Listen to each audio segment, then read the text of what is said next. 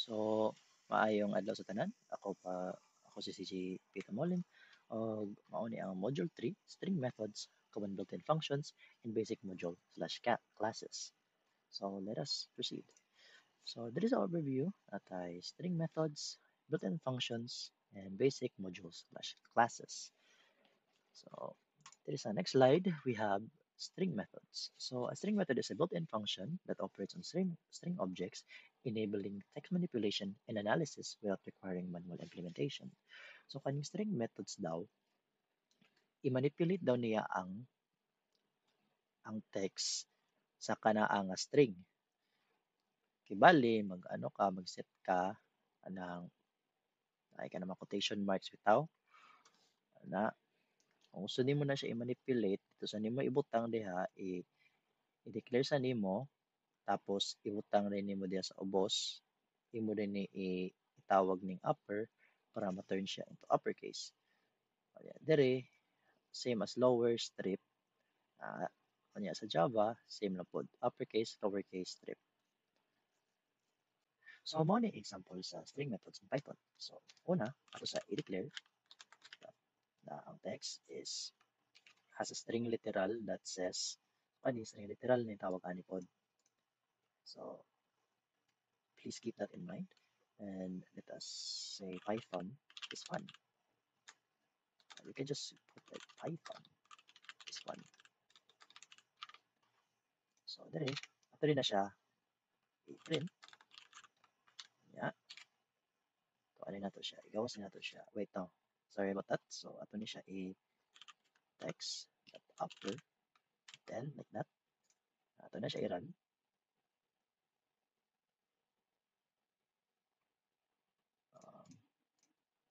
Seems we might have some technical difficulties. Ato na siya i-reload. Ato na siya okay. Oops. So after na po ta, text.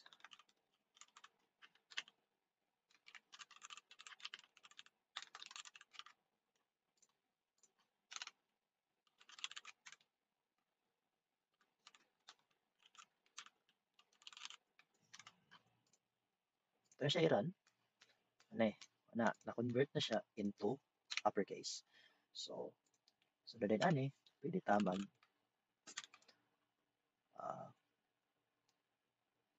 lowercase, yes. Pwede ka mag lowercase. Lower, ka na. Boom. Kita nimo na lowercase siya. And pwede po din mo siya i-strip. So if ever na ay kaning mga white space dire, so pwede na ito na siya i-strip. So text is strip. And boom. So you see that iyang gi-erase ang white space. So mao ni ang purpose sa string methods in Python. There are still more, but it will actually take long if we discuss about this. So let's just limit that to 3 examples, which is upper, lower, and strip. So moving on to Java. So try na po nato og add og ay simple lang siya. So try na po nato og add og text dot to lower.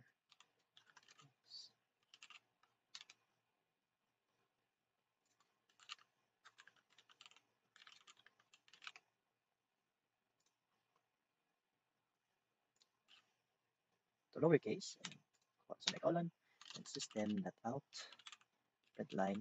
This is the last one, which is a strip.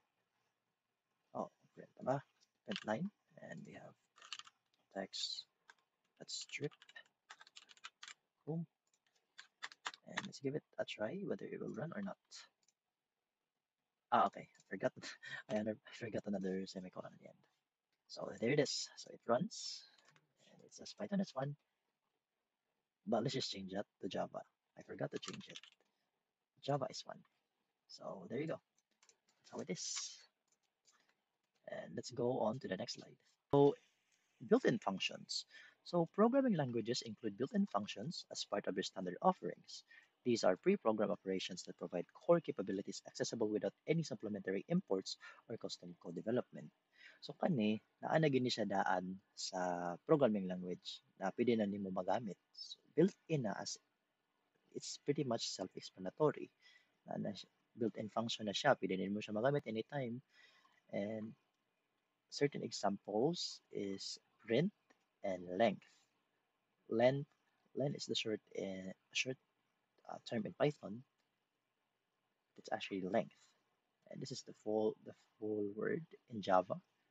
And the difference between print and Java and Python is that Java is much more longer than Python. Java is system out at midline, space output. So let's move on to our example. So there's a Python maghimo taog declaration. So in this case, maghimo og input na function which is built in siya sa Python. You can use it without importing anything. O, di na kailangan mo pa mag-configure kung sa mabaliha. So ako event, nabutang ko og what's your name? Your name. Kaya ako ato ni i-run, punta na siya. So yeah, like that. CJ, ito na ko. So wala pa rin siya kay umuni siya human. So kung pagawa na i-print na to siya. Tapos, kaya na to siya quotation marks. Mahimo ta og greeting na program. So dire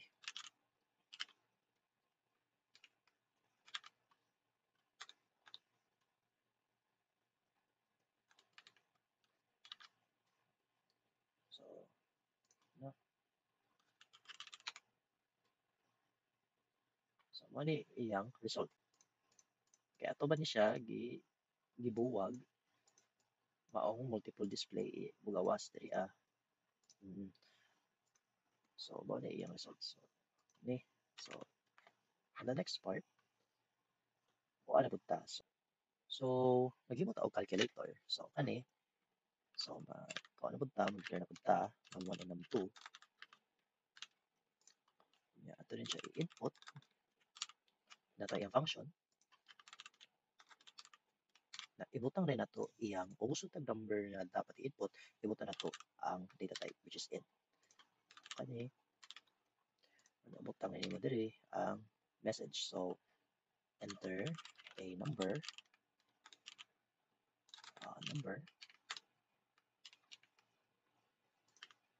then just do the same on this part. Kung mao na siya, i-meron na siya i-print. Mao man niya og ano, then ato ni siya i-sum. Ato ni siya num1. Ato siya i-plus. And oops, sorry about that. Oh.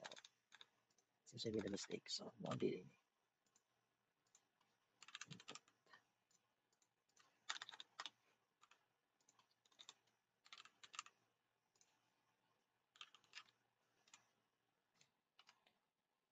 So, 2, 4, and then that's the sum. So, mo ni ang result.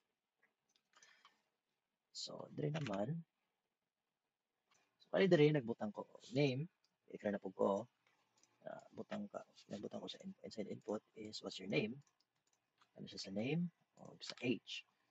So, pagka man na, isolve na niya siya sa respective niya mga variable na ni mga value ani. Niya, igawasin na ni ano. So, mo gamit ta og formatting when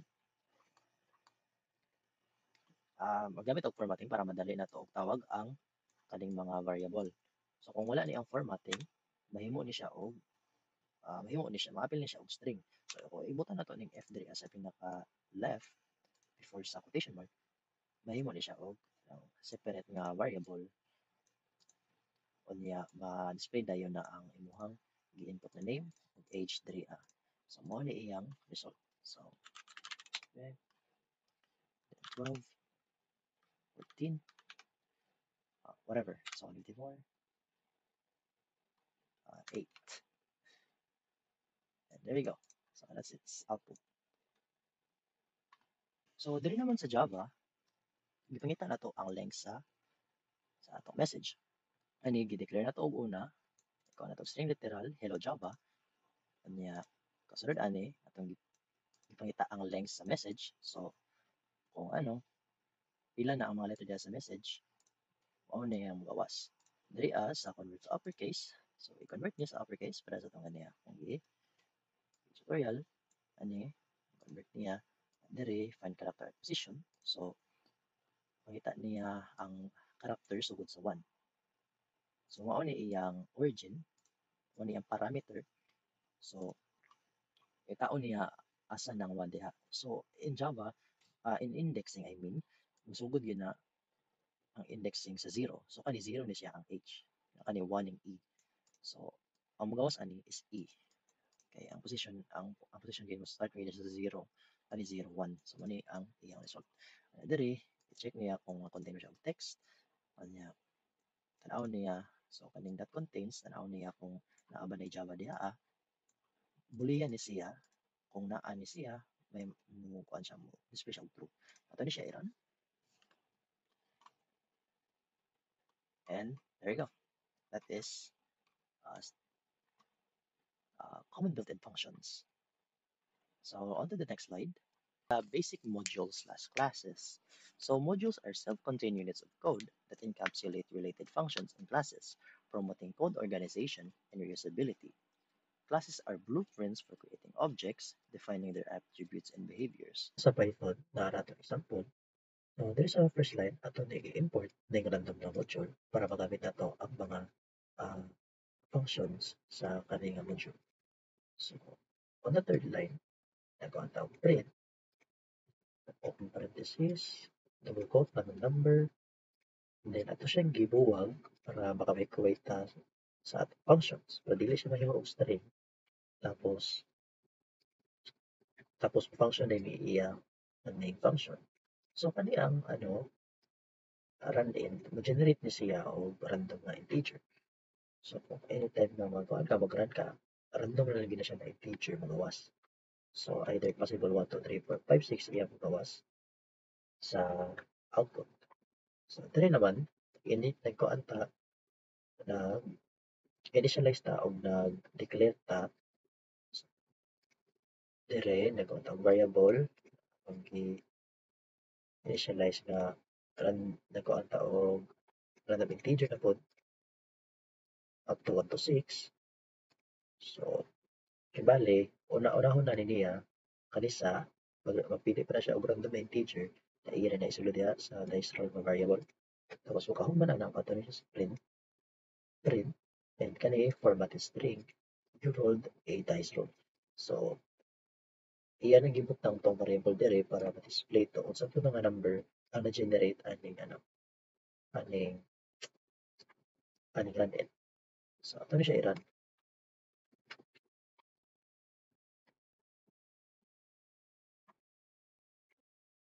Okay. May take some time.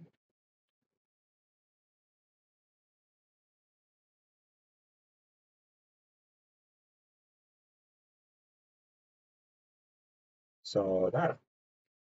So nara. Nagawas na siya. And it seems that we had the random number 1. Tapos naka-roll ta og 5.